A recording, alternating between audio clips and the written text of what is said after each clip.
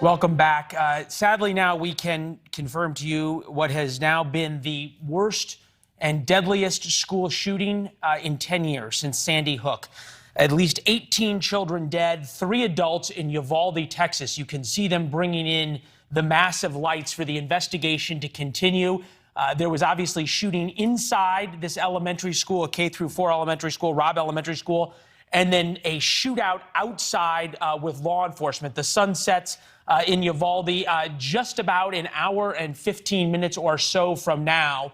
And this will be a long investigation into what happened, what went wrong, what went right, the heroes in this situation, and then obviously what motivated Salvador Ramos, 18 years old, who lived in Uvalde his whole life, to open fire and kill at least 20 people that he grew up with. Jorge Ventura, reporter for the Daily Caller, about as well-sourced with law enforcement in South Texas as you get, just arrived on the scene. Jorge, I'm interested as you talk to all of your law enforcement sources today, what was their emotion like? And as they've dealt with the crisis on the border for so long, I can just imagine that this is something they never even expected, and it makes it all the harder.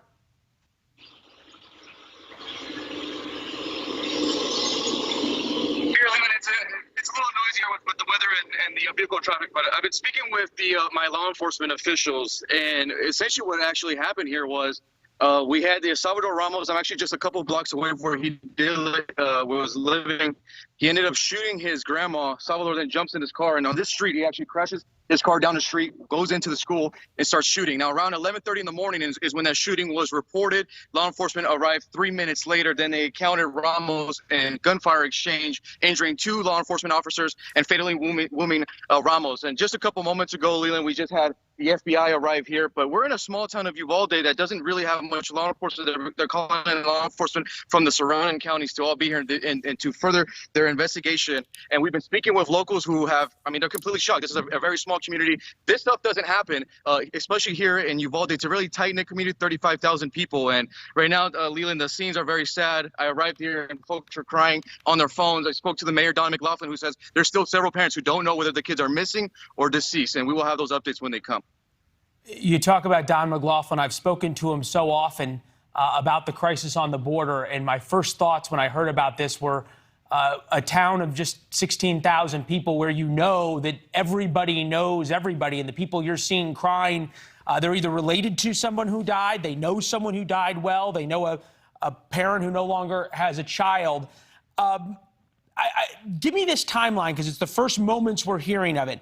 He shoots his grandmother not far from where you are, crashes his truck. Do they have any idea why he targeted this school, or if he did? And then take us through from the first gunshots at the school to when law enforcement arrived, only 3 minutes.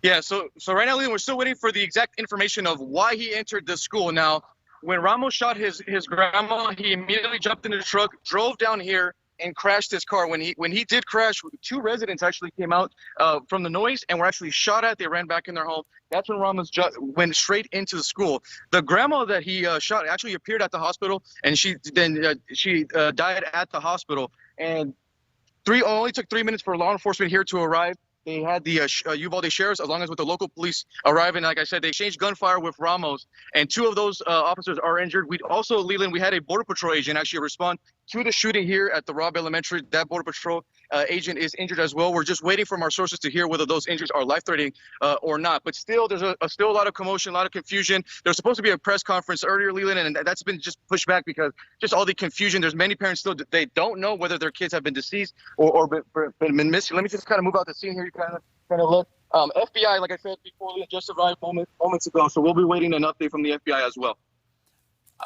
Watching now a couple of different possible press conferences that are coming up, and we're waiting to hear from the president. Jorge, stand by. Now to Uvalde, where it looks like the police chief or sheriff is just starting to speak. Thanks for watching. Click the red subscribe button below so you can get more of NewsNation's fact-driven, unbiased coverage.